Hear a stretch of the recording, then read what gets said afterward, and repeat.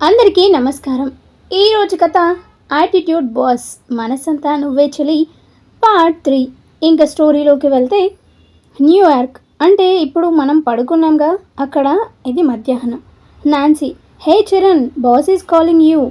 Charan okay okay అని క్యాబిన్కి వెళ్తాడు. May I come in sir. Dasavataram, లోపలికి వచ్చేసావు కదయ్యా, ఇంకా అడగటం దేనికి రాయలా అంటాడు. దశావతారం తెలుగువాడే, కానీ అమెరికాలోనే ఒక సాఫ్ట్వేర్ కంపెనీ స్టార్ట్ చేసి 10 ఏళ్లుగా స్థిరపడిపోయాడు. వాళ్ళ కంపెనీలోనే చరణ్ వర్క్ చేస్తున్నాడు. పిలిచారంట, ఎందుకు సార్ అని అడుగుతాడు చరణ్. ఇద్దరం చెమ్మ చక్క ఆడుకుందామని పిలిచానయ్యా అంటాడు. ఊరుకోండి సార్, ఇప్పుడు గేమేంటి, కావాలంటే ఆఫీస్ అయిపోయాక ఆడుకుందాం అంటాడు. దశావతారం విస్తుపోతూ, ఏంటయ్యా నిజంగానే ఆడుకుందామని అంటున్నా అనుకున్నావా? మరి మీలాంటి పెద్దలు అడిగాక ఆడకుండా ఉంటానా చెప్పండి అని చరణ్ అంటాడు. వీడితో ఎందుకులే పరాచికాలు, ఆడించేస్తాడు అని హైదరాబాద్ నుండి ఒక ప్రాజెక్ట్ వచ్చింది చరణ్. నాకు కూడా బాగా నచ్చింది వాళ్ళ కాన్సెప్ట్. అక్కడ మన ఆఫీస్లో అంత బుర్రున్న వాళ్ళు ఎవరూ లేరు. ఇక్కడ ఈ తెల్లొల్లని పంపుదామంటే ఎందుకో నచ్చడం లేదు. నువ్వు తెలుగువాడివి, పైగా హైదరాబాదేగా, అందుకే నువ్వు ఈ ప్రాజెక్టు లీడ్ చేస్తే బాగుంటుంది అని నా అభిప్రాయం. చరణ్ హైదరాబాద్ అనగానే, నేను వెళ్ళను సార్, ఇంకెవరినైనా పంపించండి అంటాడు. ఇంకెవరు నీ అంత టాలెంట్ ఉన్న వాళ్ళు లేరయ్యా. నువ్వు కానీ ప్రాజెక్ట్ సక్సెస్ చేస్తే మన కంపెనీకి మంచి ప్రాఫిట్స్ వస్తాయి, నీ శాలరీ కూడా డబుల్ చేస్తానయ్యా అంటాడు. మీరెన్ని చెప్పినా నేను ఇండియా వెళ్ళను, అది కూడా హైదరాబాద్ అస్సలు వెళ్ళను సార్, సారీ, ఇంకెవరికైనా ఇవ్వండి అని చెప్పేసి దశావతారం పిలుస్తున్నా పట్టించుకోకుండా వెళ్ళిపోతాడు. బయటికి వచ్చి తన ప్లేస్లో కూర్చుంటాడు. ఆ హైదరాబాద్ ప్రాజెక్ట్ ఎవరిదో కాదు, విరాజ్ది. అది చరణ్కి తెలుసు. తను చరణ్ని ఇండియాకి రప్పించడానికి చాలా ప్రయత్నాలు చేశాడు. కానీ చరణ్ ససేమిరా రాను అని కూర్చున్నాడు. అలా ఆలోచిస్తూ గతం తన కళ్ళ ముందు కదిలింది. ఒక్కసారిగా, నాన్న, నేను తనని ప్రేమించాను, తననే పెళ్లి చేసుకుంటాను. ఎలా పెళ్లి చేసుకుంటావురా? నేను మాటిచ్చాను నా చెల్లెలి భర్తకి అంటాడు రఘునందన్. నువ్వు నోరు మూసుకొని హిమానే పెళ్లి చేసుకోవాలి. అలా జరగకపోతే నేనేం చేస్తానో నాకే తెలియదు అంటాడు. నేను కూడా చూస్తాను, ఇష్టం లేకుండా ఎలా పెళ్లి చేస్తారో. అసలు నేను ఇంట్లో ఉంటేనే కదా, ఒక్క క్షణం కూడా ఉండను అని రాత్రికి రాత్రి అందరూ పడుకున్నాక బ్యాగ్ సర్దుకొని వీధి చివర వరకు వెళ్ళిపోతుంటే ఎవరో తలపై గట్టిగా కొడతారు. అంతే, 3 days తర్వాత స్పృహలోకి వచ్చి చుట్టూ చూసేసరికి హాస్పిటల్లో ఉంటాడు. ఇంట్లో వాళ్ళందరూ చూస్తూ ఉంటారు తన వైపు. చరణ్ బెడ్ దిగి వెళ్ళిపోదామనుకుంటే వీరాజ్ ఒక న్యూస్ చెప్తాడు. కోపంగా కాలర్ పట్టుకొని, అబద్ధం చెప్పావంటే చంపేస్తా అని అంటాడు చరణ్. వీరాజ్ నిజమే అని ఏవో కొన్ని పేపర్స్ చూపించేసరికి అలా బెడ్పై కూలబడిపోతాడు. అయినా కూడా నమ్మకం కలగక అది నిజమా కాదా అని తెలుసుకోవడానికి ట్రై చేస్తాడు. ఎంత ట్రై చేసినా అది అబద్ధమని ప్రూవ్ చేయడానికి ఒక్క ఆధారం కూడా లభించదు. ఏం చేయలేక గుండెలు పగిలేలా ఏడుస్తాడు. నిద్రాహారాలు మానేసి పిచ్చి పట్టిన వాడిలా అయిపోతాడు. ఎవరిని నిందించాలో తెలియక తన తండ్రి మీద విపరీతంగా కోపం, ద్వేషం పెంచుకుంటాడు. ఇంట్లో ఒక మనిషిలా ఉండేవాడు కాదు. ఎప్పుడూ తాగుతూ తిరుగుతూ ఎప్పుడో ఇంటికి వచ్చేవాడు. ఇంట్లో కూడా ఏం అనేవాళ్ళు కాదు. తనింత బాధపడుతున్నా తన తండ్రి ఇంకా తన మాట నెగ్గాలి అనే పంతంతో హిమనిచ్చి పెళ్లి చేస్తాడు. అసలు పెళ్ళైన దగ్గర నుండి హిమతో ఒక్క మాట కూడా మాట్లాడేవాడు కాదు. ఎప్పుడూ ఏదో లోకంలో ఉండేవాడు. వీరాజ్ ఎంత నచ్చ చెప్పినా వినిపించుకునేవాడు కాదు. వీరజ్కి కూడా బాధగా ఉండేది. చరణ్ బాధ చూసి తన కూతురు తన ముందే బాధపడుతూ ఉండటం వల్ల సుమ చాలా బాధపడిపోయేది. ఆ బాధ రఘు గారు చూసి చరణ్ని నిలదీస్తారు. చరణ్ కోపంలో రఘునందన్ గారిని పక్కకి తోసేస్తాడు. తాగిన మైకంలో ఆయన పక్కనే ఉన్న చిన్న గట్టుపై పడిపోతారు. తలకి కొంచెం గట్టిగా దెబ్బ తగిలి చాలా రక్తం పోతుంది. అది చూసిన సుశీల కోపంతో చరణ్ని చాచిపెట్టి 2 కొడుతుంది. తర్వాత అందరూ హాస్పిటల్కి వెళ్తారు ఆయనను తీసుకొని. చరణ్కి వాళ్ళ అమ్మ కూడా తన బాధ అర్థం చేసుకోలేదు అని చాలా బాధగా అనిపిస్తుంది. ఇంకా అక్కడే ఉంటే తన మనసు బండరాయిలా అయిపోతుందేమో అని అమెరికాలో తన ఫ్రెండ్కి జాబ్ చూడమని చెప్తాడు. ఇష్టం ఉన్నా లేకున్నా పెళ్లి చేసుకున్నాక బాధ్యత కదా అని తనతో పాటే హిమని కూడా తీసుకువెళ్ళిపోతాడు. కొన్ని రోజులు చాలా బాధపడేవాడు. ఎంత మర్చిపోదామని ట్రై చేసినా మర్చిపోలేకపోయాడు. కానీ హిమకి చిన్నప్పటి నుండి తన బావ చరణ్ బాగా తెలియడం వల్ల తన ప్రేమ మొత్తం చూపిస్తూ నెమ్మదిగా చరణ్ని మార్చుకుంటుంది.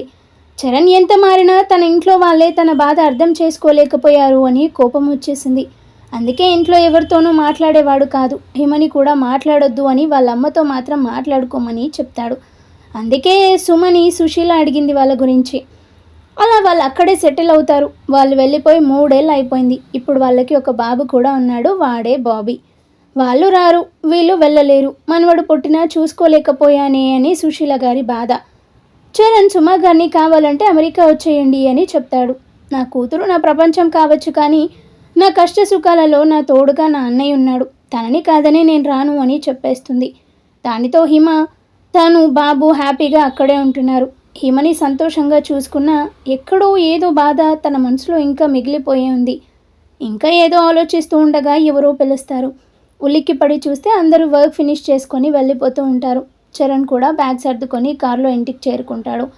ఇంట్లోకి వెళ్ళేసరికి హిమ బాబీకి తినిపించడానికి నానా తంటాలు పడుతూ పరిగెడుతూ ఉంటుంది. చరణ్ని చూడగానే బాబీ అనగానే నాన్న అంటూ వచ్చి కాళ్ళు చుట్టేస్తాడు. బాబీని చూడగానే అప్పటి వరకు అల్లకల్లోలంలా ఉన్న తన బ్రెయిన్ మొత్తం ప్రశాంతంగా అయిపోతుంది. కాసేపు కారులో ముగ్గురు బయట తిరిగేసి షాపింగ్ చేసుకొని ఇంటికి వెళ్ళి తినేసి పడుకుంటారు. ఇండియా. అందరూ పడుకున్నారుగా బాగా. లేవండి.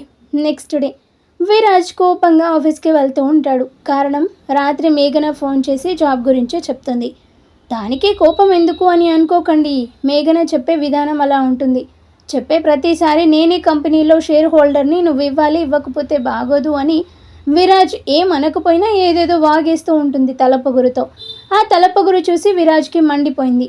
మేఘనపై కోపం అంతా ఆ వచ్చేదానిపై తీర్చుకొని జాబ్ నుండి పంపేయాలని ఫిక్స్ అవుతాడు. మాన్వి రెడీ అయ్యి అద్దంలో ఒకసారి చూసుకొని కిందికి వస్తుంది. ఏంటి ఈ అప్పలమ్మ గెటప్తోనే వెళ్తావా అని కీర్తి అడగగానే, మరి ఇలానేగా మేఘనాకి కనిపించింది, మళ్ళీ నార్మల్గా వెళ్తే ఎవరో అనుకోగలదు. ఇలా అయితే విరాజ్ నిన్నేం చూస్తాడు, కన్నెత్తి కూడా చూడడు అని కీర్తి అనగానే, నేనేం వాడు చూడాలి అని అనుకోవడం లేదు, నువ్వు నోరు మూసుకొని వెళ్ళు, ఎక్కువగా వాగకుండా అంటుంది. సరేలే డ్రాప్ చేస్తా అంటుంది కీర్తి. వద్దు నీకు లేట్ అయిపోతుంది అని వెళ్ళిపోమ్మని చెప్తుంది. బ్యాగ్ వేసుకొని క్యాబ్ బుక్ చేసుకొని వెళ్తుంది. నేరుగా ఆఫీస్కి చేరుకొని బయట నుండి ఆ బిల్డింగ్ ఒక్కసారి చూస్తూ రిసెప్షన్లో అడుగుపెట్టి తన పేరు చెప్పి పక్కన చైర్లో కూర్చుంటుంది. ఆఫీస్ అంతా పరిశీలనగా చూస్తుంది. అక్కడ 2 లిఫ్ట్స్ కనిపిస్తాయి మాన్వికి. 1 పైన ఫర్ ఓన్లీ బాస్ అని ఉంటే, ఇంకో పక్క 2 పైన స్టాఫ్ అని ఉంటుంది. అప్పుడే విరాజ్ సీరియస్గా ఫోన్ మాట్లాడుతూ వస్తాడు. మాన్వి విరాజ్ వస్తుంటే సీరియస్గా చూస్తూ ఉంటుంది. విరాజ్ అవేం పట్టించుకోకుండా బయటే ఫోన్ మాట్లాడుతూ తన ముందే తిరుగుతూ ఉంటాడు. మాన్వికి కోపం పీక్స్కి వెళ్ళిపోతూ ఉంటుంది అలా అంత దగ్గర నుండి చూసినందుకు. విరాజ్ ఆ లిఫ్ట్నే ఎక్కుతాడు అని గ్రహించి లిఫ్ట్ స్విచ్ రూమ్ వెతుకుతూ అక్కడికి వెళ్తుంది. ఎప్పుడైతే విరాజ్ లిఫ్ట్ ఎక్కుతాడో అప్పుడు అది ఆఫ్ చేసేద్దామని చూస్తూ ఉంటుంది. విరాజ్ ఫోన్ మాట్లాడి లిఫ్ట్ లోపలికి వెళ్తాడు. మాన్వి అది చూసి రూమ్ లోపలికి వెళ్ళి రెండిటిలో ఏదో చూసుకొని బాస్ లిఫ్ట్ అని ఉన్నది ఆఫ్ చేసేస్తుంది. ఏం తెలియనట్టు మళ్ళీ కామ్గా వచ్చి కూర్చొని పోతుంది. కాసేపు అయ్యాక మళ్ళీ పోతాడేమో అని డౌట్ వచ్చి లిఫ్ట్ దగ్గర ఉన్న బాబాయ్ దగ్గరికి వెళ్ళి, బాబాయ్ లిఫ్ట్ బాగానే వర్క్ అవుతుందా, నాకు ఆ స్విచ్ రూమ్ నుండి ఏవో సౌండ్స్ వినిపించాయనేసరికి ఆ ముసలతను ఏమైందో అని కంగారుగా రూమ్కి పరిగెడతాడు. మాన్వి నవ్వుకుంటూ, తిక్క కుదిరింది వెదవకి, ఈరోజు మనశ్శాంతిగా భోజనం చేసి పడుకోవచ్చు అని వెనక్కి తిరిగి ఎవరినో గుద్దుకొని పడిపోతుంది కింద. లేచి రుద్దుకుంటూ, ఏయ్ కళ్ళు కాకులు దబ్బాయా, చూసుకొని నడవలేవా, నిన్ను అని చూస్తూ, నిన్ను అని అక్కడే ఆగిపోతుంది వాక్యం ఎదురుగా ఉన్న మనిషిని చూస్తూ. అని వ్యక్తిని చూసి అలా కొయ్యలా నిలబడిపోతుంది. విరాజ్, వాట్, నువ్వు లిఫ్ట్లో అని లిఫ్ట్ వైపు చూస్తుంది కంగారుగా. ఏమైంది, అసలు ఎవరు నువ్వు? మాన్వి ఏదో చెప్తామని అనుకుంటూ ఉండగా లిఫ్ట్ మెన్ సార్ అని అరుస్తాడు. ఇద్దరు వెనక్కి తిరిగి చూసేసరికి లిఫ్ట్ ఓపెన్ అయి మేఘన కింద పడి ఉంటుంది. మాన్వి కంగారుగా ఏమైందో అని వెళ్ళి తడుతూ లేపుతూ ఉంటుంది. విరాజ్ బాటిల్తో వాటర్ తీసుకొచ్చి ఫట్టుమని కొడతాడు మేఘన ఫేస్ పై. అప్పటికి కానీ మేఘనకి ఊపిరందదు. విరాజ్ అలా చేసేసరికి, హౌ డేర్ యూ, అలానేనా కొడతారా నీళ్ళు, కొంచెం పోస్తే లేస్తదిగా అని పళ్ళు కొరుకుతూ విరాజ్ వైపు చూస్తుంది. Hey, who the hell are you, నా కంపెనీకి వచ్చి నాకే నీతులు చెప్తున్నావు, అయినా ఆమె స్పృహ తప్పి పడింది, అలానే కొడతారు నీళ్ళు, అప్పుడేగా తలపొగురు దిగేది, తలభారం దిగేది, నీకున్న కొవ్వు పొగురు ఇంకెవరికి ఉంటాయి, అసలు నిన్ను అని ఏదో అనేలోపు మేఘన దగ్గుకుంటూ లేస్తుంది. ఆర్ యూ ఓకే అని మాన్వి అడుగుతుంది. ఓకే, అసలేమైంది, లిఫ్ట్ ఎలా ఆగిపోయింది, రంగయ్య చూసుకోవాల్సిన బాధ్యత నీది కదా, నిన్నసలు అని కొడదామని చెయ్యి లేపుతుంది. తను కొట్టేలోపు విరాజ్ మాన్వి ఇద్దరు చేయి పట్టుకుంటారు. అలా పట్టుకునేసరికి ఇద్దరు మొహాలు చూసుకొని వెంటనే చెయ్యి వదిలేస్తారు. ఏయ్, ఏమైంది? ఇప్పుడు బాగానే ఉన్నావుగా, అనుకోకుండా జరిగి ఉంటుంది, దానికే అతని మీద చేయి చేసుకోవడం తప్పు. వయసులో నీకన్నా చాలా పెద్దవాడు, కొంచెం బుర్రవాడు. నువ్వు కూడా లోపలే ఉంటే తెలిసేది, అసలు నువ్వే ఉండేవాడివి. నేనే ఫాస్ట్గా వచ్చి ఎక్కాను. నన్ను దయ్యాన్ని చూసినట్టు చూసి వెళ్ళిపోయావు, నేను ఉండిపోయా లోపల. అయినా నన్ను చంపడానికి నువ్వే కదా లిఫ్ట్ ఆఫ్ చేసేసావు, లేకపోతే ఎప్పుడు ఆగనిది ఈరోజు ఎందుకు ఆగింది? మాన్వి డౌట్ క్లియర్ అవుతుంది, మేఘన ఎలా వచ్చిందో లిఫ్ట్లోకి అని. తల కొట్టుకుంటుంది, ఈ తింగర్ది ప్లాన్ మొత్తం స్పాయిల్ చేసేసింది అని. విరాజ్, నిన్నెప్పుడు చంపుదామా అని కాచు కూర్చున్నా, మతుండి మాట్లాడుతున్నావా అని విరాజ్ అనగానే, నిజం మాట్లాడుతున్నా, నువ్వే చేసావిది అని ఇద్దరు గొడవ పడుతూ ఉంటారు. అప్పటికే అజయ్ వచ్చి మొత్తం గొడవ చూస్తూ వాళ్ళ గొడవ ఆపడానికి ట్రై చేస్తూ ఉంటాడు. అదేదో ప్రాబ్లం వల్ల ఆగింది, దానికి నన్నంటుందిరా చూడు, దీన్ని నిజంగానే చంపేయాలి పట్టుకొని అని విరాజ్ అనగానే, మాన్వి అక్కడ జరుగుతుంది మొత్తం చూస్తూ మేఘనాని ఆపి పక్కకి తీసుకెళ్తుంది. ఏంటి మాన్వి పక్కకి తీసుకొచ్చావు? వాడి యాటిట్యూడ్ చూడు, నాకైతే గోడకేసి గుద్దించి తల బద్దలు కొట్టేయాలనిపిస్తుంది అనగానే, నీ ముఖం నువ్వు కొట్టేయడం కాదు, వాడి బుర్రని వాడు కొట్టుకునేలా చేయాలి. అయినా ఆ లిఫ్ట్ ఆఫ్ చేసింది నేనే అనగానే మేఘన షాక్ అయి, నువ్వా? అంటే నువ్వే నన్ను చంపేద్దామనుకున్నావా అని ఏడుపు మొహం పెడుతుంది.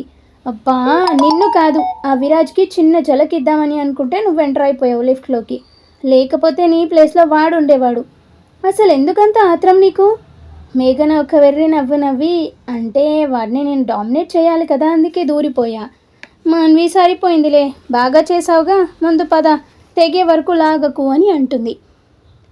మేఘన విరాజ్ వాళ్ళ దగ్గరికి వెళ్ళి, ఓకే ఓకే అయిపోయిందిగా, నేను వదిలేస్తున్నా, మీరు వదిలేసి వెళ్ళిపోండి అంటుంది.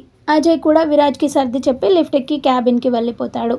మేఘన లిఫ్ట్ ఎక్కుదామనుకున్నా మళ్ళీ ఏమవుతుందో అని భయపడి పాపం అన్ని మెట్లెక్కి తన క్యాబిన్కి వెళ్ళి ఆయాసపడుతూ ఉంటుంది. అప్పుడే మాన్వి తాపిగా లిఫ్ట్లో పైకి వచ్చేసరికి, ఏంటి మాన్వి ఇది, ఏంకి పెళ్ళి సుబ్బు చావుకొచ్చింది అన్నట్టు వీడికి పెళ్ళి చేద్దామంటే నా చావుకొచ్చింది. సరేలే పద, వాడి క్యాబిన్కి తీసుకెళ్తా, జాబ్ ఇచ్చే ముందు ఇంటర్వ్యూ చేస్తాడంట అని మాన్విని తీసుకెళ్తుంది. మాన్విని బయట ఉండమని చెప్పి లోపలికి వెళ్ళి విరాజ్తో మాట్లాడి బయటికి వస్తుంది. మాన్వి, వెళ్ళు, బకాసురుడు రెడీగా ఉన్నాడు, ఎప్పుడు రక్తం తాగుదామా అని, అయిపోయాక నా క్యాబిన్కి రా అని చెప్పి వెళ్ళిపోతుంది. Manvi, may I come in sir అంటుంది. Yes come in. మాన్వి నేరుగా వెళ్ళి నిల్చుంటుంది విరాజ్ ముందు. విరాజ్ ఒక్కసారి పరీక్షగా తనని చూసి కూర్చోమంటాడు. ఆడవాళ్ళని చూడనట్టు ఎలా చూసాడో చూడు, గుడ్లు పీకేయాలి అని మనసులో అనుకుంటూ బయటకి హే అని నవ్వుతూ ఫైల్ చేతికి ఇస్తుంది. విరాజ్ ఫైల్ అందుకుంటూ, అసలు నా కంపెనీకి వచ్చి నన్నే హౌ డేర్ యూ, నాకు పొగరు అని అంటదా, దీనికి ఎంత బలుపు అని లోపల అనుకుంటూ ఫైల్ చూస్తాడు. వెల్, బాగుంది, అండ్ ఎక్స్పీరియన్స్ పర్సన్, మరి వైజాగ్లో మానేసి ఇక్కడికి ఎందుకు వచ్చారు? అంటే మీకోసమే వచ్చానండి. వాట్, నా కోసమా?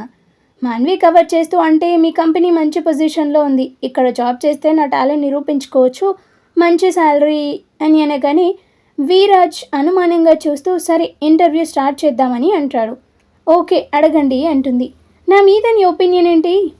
వాట్, ఇవేం క్వశ్చన్స్? నేనేం అడిగితే అది చెప్పు, నాపై ఒపీనియన్ ఏంటి ఫ్రాంక్గా? నువ్వు పెద్ద హౌలేగాడివి, నిన్ను చూస్తేనే నాకు మండిపోతుంది, పొగరు ఎక్కువ, యాటిట్యూడ్ బాగా ఎక్కువ, నీకు గొడ్డు కారం కలిపి నోట్లో కుక్కాలి, అసలు నీ ఒళ్ళు నిండా బలుపు అని ఏదేదో తిట్టేస్తుంది. ఇప్పుడు కూడా టేబుల్పై ఉన్న వాటర్ని నీ ముఖం మీద కొట్టి చిదగా బాధేయాలని అనిపిస్తుంది, కానీ ఏం చేస్తాం, జాబ్ ఇచ్చే బాస్ కదా, ఏం చేయలేక ఊరుకున్నా. విరాజ్కి కోపం వచ్చినా పంటి బిగున అంచుకుంటూ, నీకు జాబ్ ఇస్తున్నా, ఈ రోజు నుండి వెళ్ళి జాయిన్ అవ్వు, ఆఫీస్ రూమ్కే వెళ్తే ఫార్మాలిటీస్ చెప్తారు అనగానే, ఓకే సార్, ఫీల్ అవ్వలేదు కదా మీరు ఫ్రాంక్గా చెప్పమన్నారు అని చెప్పా, ఉంటాను అని వెనక్కి తిరిగి నవ్వుకుంటూ వెళ్ళిపోతుంది.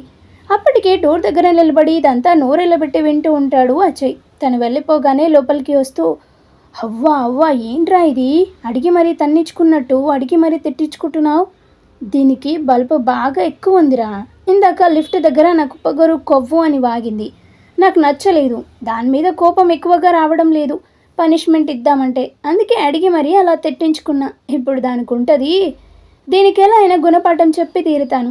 వీరజ్, ఐఎమ్ సారీ, నిన్ను చాలా తప్పుగా అనుకున్నాను, నన్ను క్షమించు అని దాని నోటితో చెప్పేస్తా. అసలు ఆ మేక ముఖం మేఘనాకే కొవ్వనుకుంటే ఇది దానికి అమ్మ మొగుడ్లా ఉంది.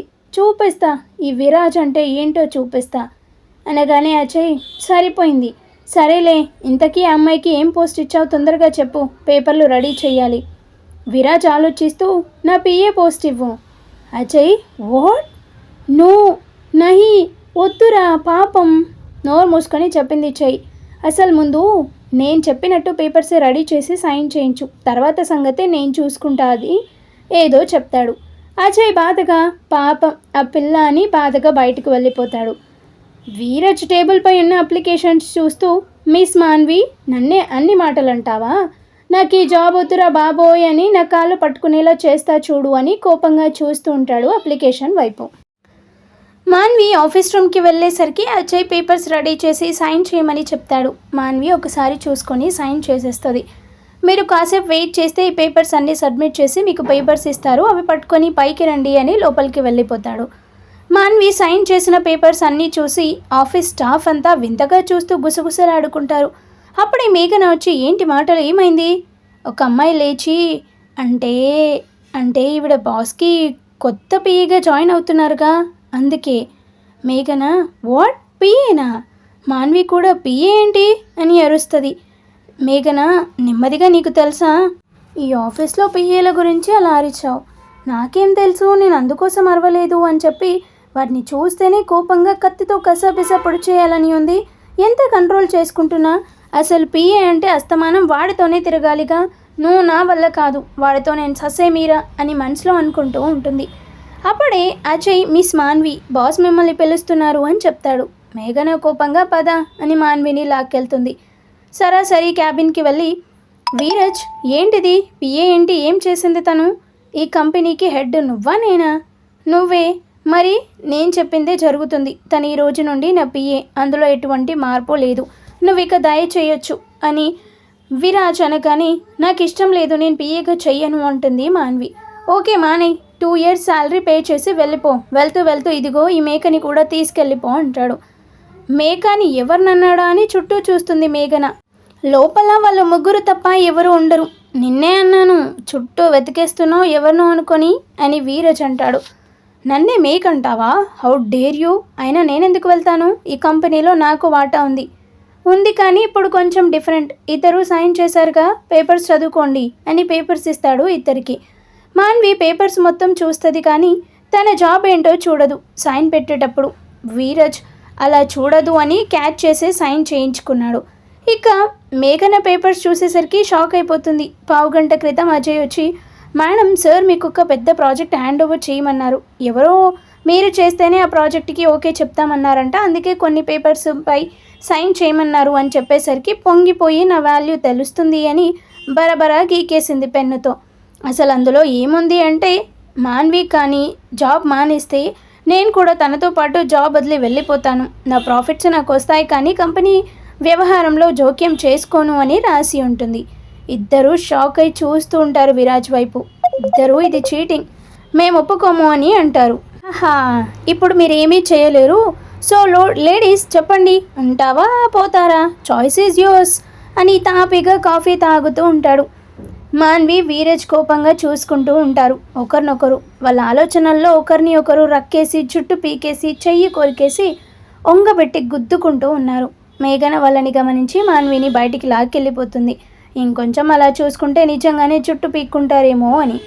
ఏంటి మాన్వి ఇది, ఏదో చేస్తావనుకుంటే నువ్వు కూడా వచ్చి బుక్ అయ్యావు, వీడి పొగరు దించడానికి నువ్వు కూడా సరిపోవేమో, ఇప్పుడు ఏం చేద్దాం అని మేఘన అనగానే, మేఘన అలా అనేసరికి తనకు కొంచెం అలానే అనిపించినా తమాయించుకొని, లేదు నేను ఈ జాబ్ చేస్తాను, వీడికి అస్సలు భయపడేదే లేదు అనగానే, అసలు వీరజ్ పిఏ అంటే ఏమనుకున్నావు, అన్ని కంపెనీల్లో బాస్ దగ్గర పిఏలా ఉండదు, చుక్కలు చూపిస్తాడు, ఎంతమంది పారిపోయారనుకున్నావు, అసలు అందుకే ఆఫీస్లో తనకి పిఏ లేరు, ఎవరు రారు కూడా, బయట అందరికీ తెలుసు, ఆ అజయ్ గాడే ప్రస్తుతం కొన్ని పనులు చూసుకుంటున్నాడు విరాజ్వి అనగానే మాన్వి అంతా విని కొంచెం ఏదోలా అనిపించినా తనని తాను స్ట్రాంగ్ చేసుకోవడానికి ఆలోచిస్తూ, చేస్తా నేను ఈ జాబ్, అలానే ఈ మాన్వి అంటే ఏంటో చూపిస్తా, నువ్వు నీ క్యాబిన్కి వెళ్ళు అని పంపించి విరాజ్ క్యాబిన్కి వెళ్తుంది.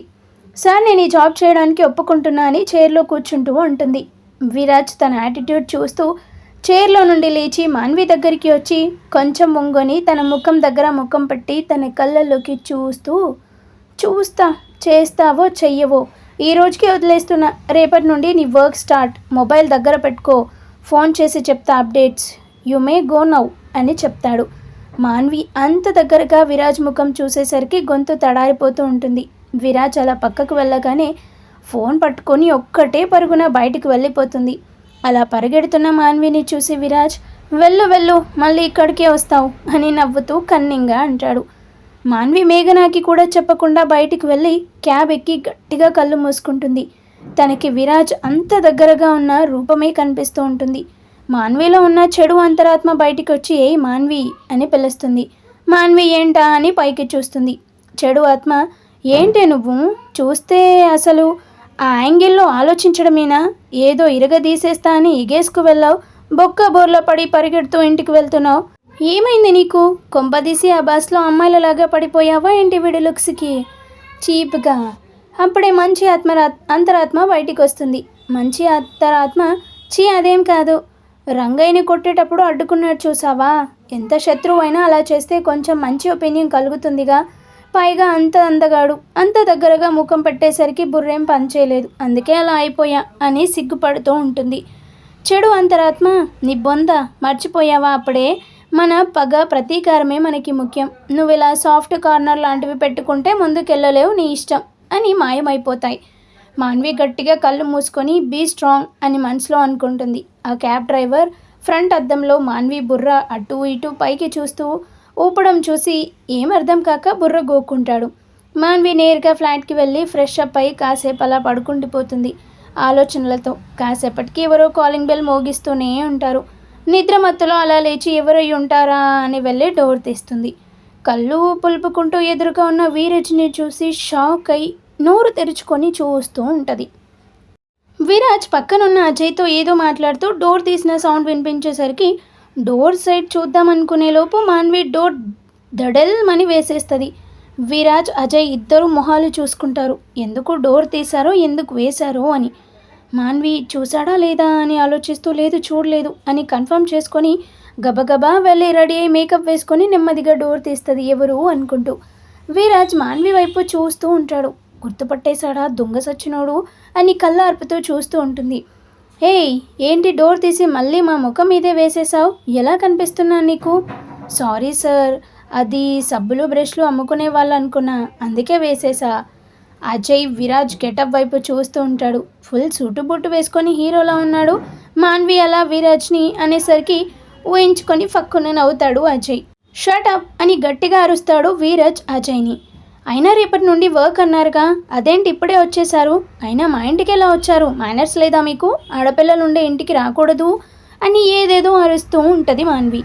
ఏంటి ఓవర్ చేస్తున్నావు, నువ్వేదో పెద్ద మహారాణివి, ఇదొక పెద్ద ప్యాలెస్, మరి దాన్ని చూడడానికి మేము పడి వచ్చాం, నీకంతా సీన్ లేదు అనగానే మాన్వికి కోపం వచ్చినా తమాయించుకొని చేతులు కట్టుకొని మరెందుకు వచ్చారు అని డోర్కి ఆనుకొని అడుగుతుంది.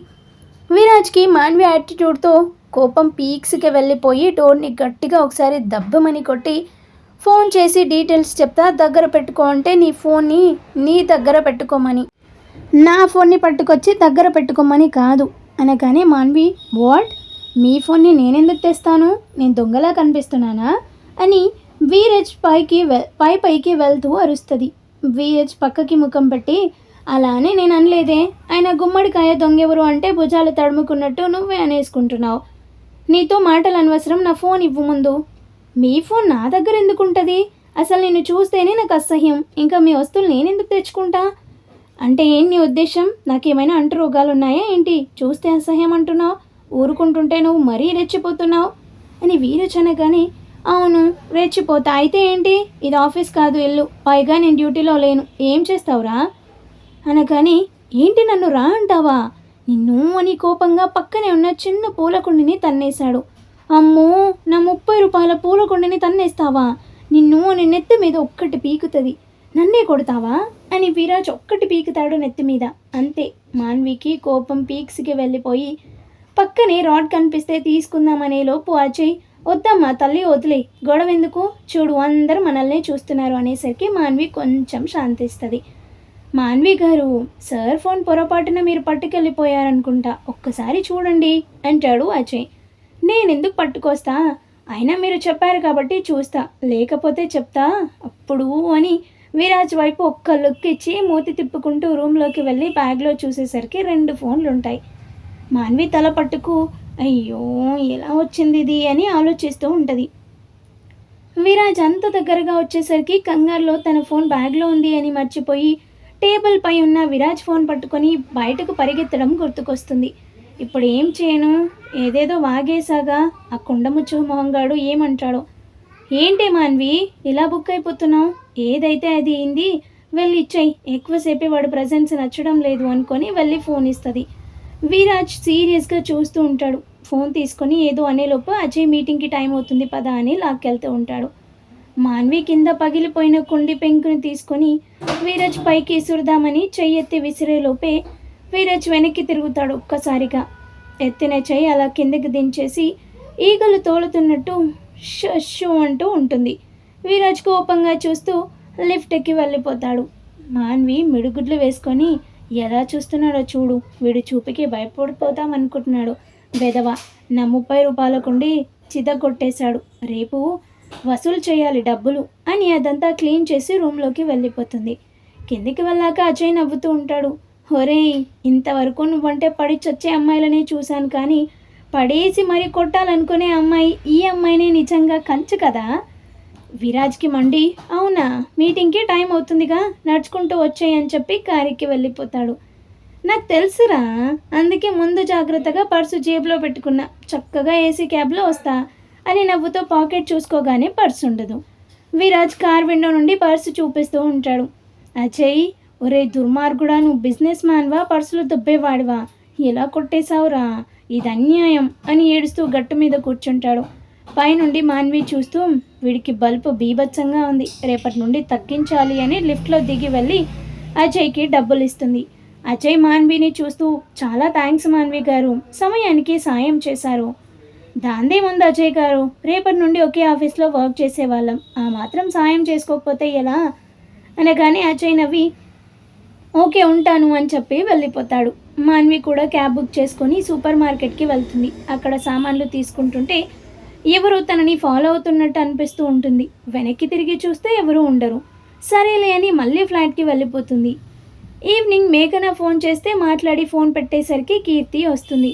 ఏం పిల్ల, ఎలా అయినది ఆఫీస్, జాబ్ ఇచ్చాడా మా బావ ఏంటి, అంత సీన్ లేదు వాడికి, నువ్వు ఇంకోసారి అలా అన్నావో 2 చెంపలు బూరెల్లా వాచిపోతాయి.